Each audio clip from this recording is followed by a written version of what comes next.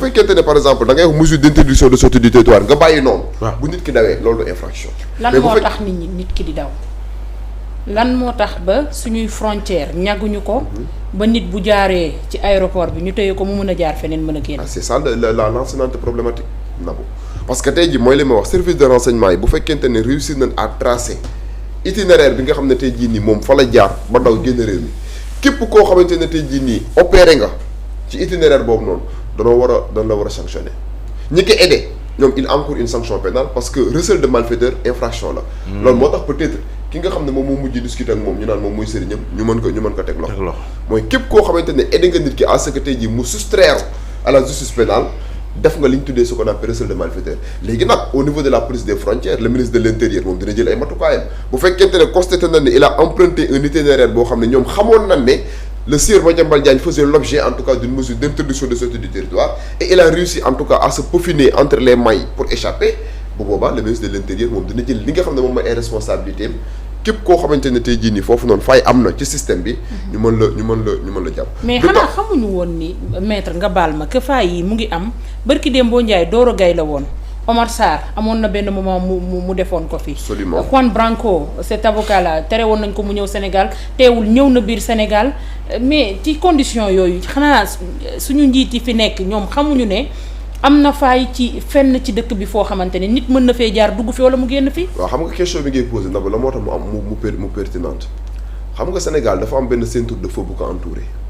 au-delà de la personne de Madiambal Diagne dañoo war a interroger la géopolitique parce que c'est le chancelier Otto von Bismarck qui disait que un pays fait son histoire mais subit sa géographie. Au Sénégal nous subissons la géographie ci côté Mali côté fi nga xam ne moom mooy Gambie côté ay Guinée entre autres.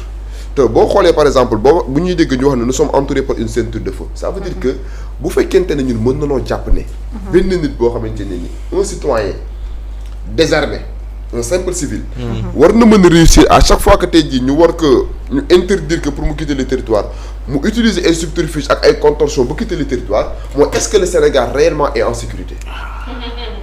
est-ce que réellement le Sénégal est en sécurité d'autant plus que chaque jour on nous dit que nous sommes entourés par une ceinture de feu léegi ceinture de feu boobu noonu ñu entouré avec véritablement la forte présence des djihadistes yi nga xam ne tey jii ñoom ñooy rôder autour du Sénégal yàlla mu ñuy suturaal boobu léegi nii amagoon ay attaques wala ay frappes dans ce sens là mais bu fekkente ne aujourd'hui mën nanoo constater un citoyen désarmé civil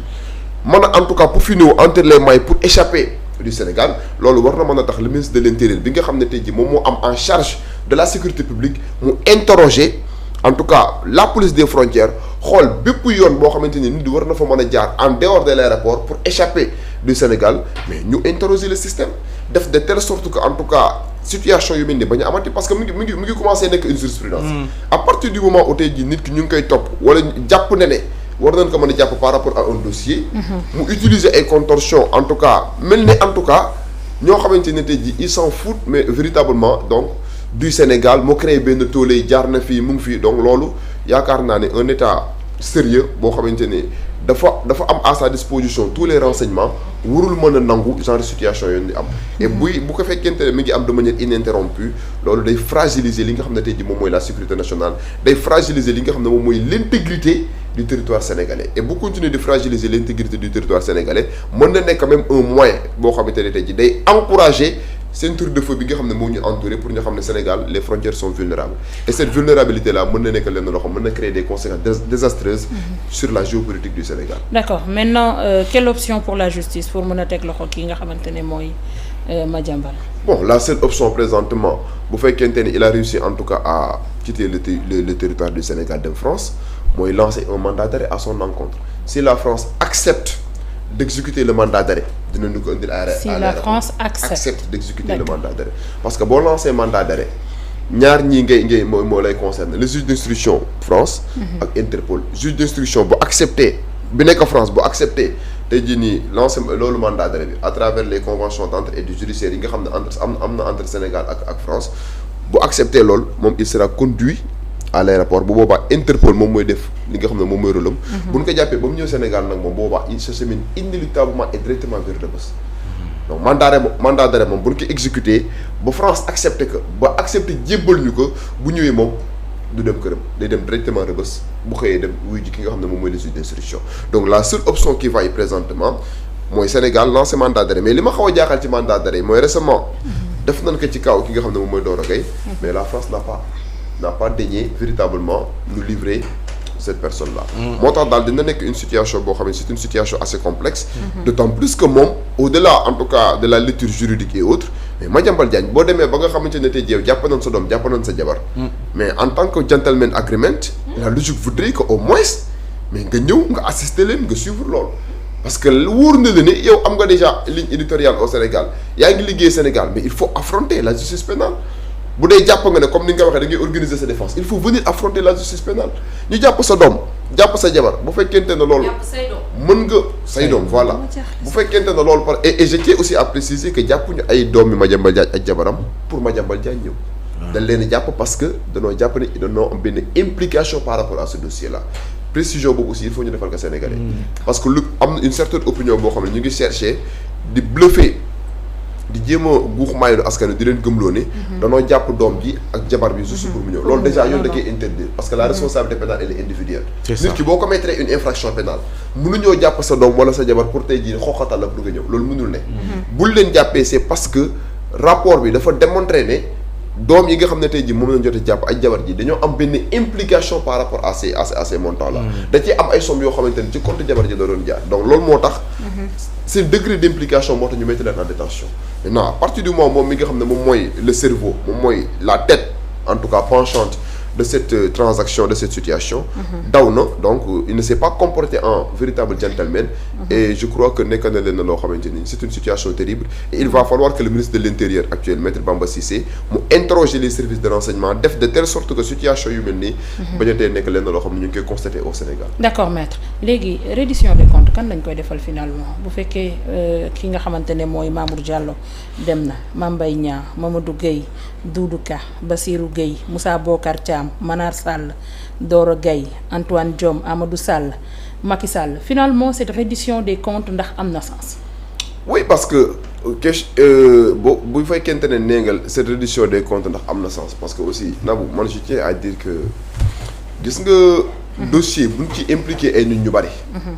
un dossier buñ ci impliqué ay nit ñu bari am ñoo xamante ne danoo daw dossier bi mënatul am sincérité parce que confrontation boobu noonu tant que amul devant le juge d'instruction dossier bi mënatul am sincérité ça veut dire que tey jii nii ba ci même li nga xam ne tey jii moom mooy dossier Wally Seck bi gis nga l'affaire des 125 milliards là à partir du moment où ki nga xam ne tey jii moom mooy tête bi cerveau mooy Amadou Sall ñëwul pour tey jii nii procédure bi mën na dem jusqu'au bout mu am benn aboutissement boo xam ne day favorable ci Sénégal ça sera très problématique parce que la confrontation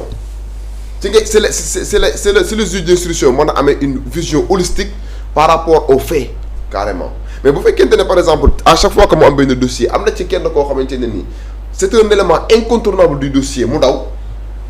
ñeneen ñi ngay interroger da nga leen di interroger nii rek à titre de simple renseignement mais mënoo ci am tey jii nii une vision claire par rapport au dossier et je crois que loolu dina nekk leen na loo xamante ne en quelque sorte dina freiner ardeur bi nga xamante ne amoon nañ ko par rapport à cette reddition des comptes et malheureusement pour le Sénégal en tout cas am na ci benn côté boo xam ne bëri na ay failles yu am te faille boobu noonu mën nga ko imputer en quelque sorte la justice parce que la lenteur bi nga xam ne constaté woon nañ ko au début créer nañu ay situations désastreuses mais am na ci côté boo xamante ne tey jii dañuy interroger li nga xam ne tey jii moom mooy la police des frontières bi nga xamante ne nii am na ci benn vigilance boo xam ne benn contrôle bu effectif boo xamante ne ni bu amoon si la police des frontières avait veillé au grain contrôler li nga xam ne tey jii moom mooy les frontières am na ci yenn rëcc yoo xamante ne ni bu amee rek day écorner li nga xam moom mooy la sincérité des procédures te reddition des comptes bi li nga ci bëggoon a am en termes de résultat mënoo ko ci am ah mami dafa ne dinaa dem waajal sama défense dinaa ñëw jàkkaarloog samay responsabilité mën nañoo téye loolu le temps que ñu koy gis wala le temps que muy ñibbisi parce que da ngeen di dund yaakaar moom mu ñibbisi loolu ngeen foog kenn kay ku bëgg a leeral boppam kay dëgg yàlla doo daw da ngay toog fi nga leeral sa bopp tu n'as pas besoin de nga génn dëkk bi dem ba France naan da ngay dem réfléchir ci benn stratégie dellu si waat nañu wax